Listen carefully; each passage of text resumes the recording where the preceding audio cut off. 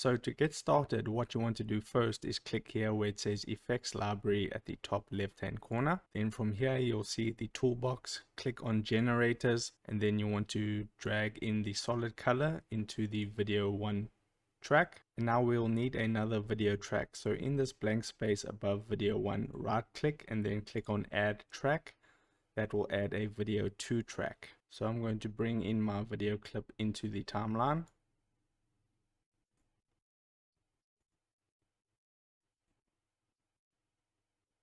And now for the solid color, you can click on it and change the color. So you can choose between all these colors. Let me make it red and then click on OK.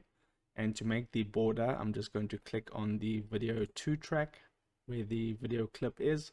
And I'm just going to zoom it out a bit or zoom it in just like that. And you can see I've now created a border. So that's it. If this video helped you out, don't forget to drop a like on this and subscribe for more. And I'll see you in the next video. Take care.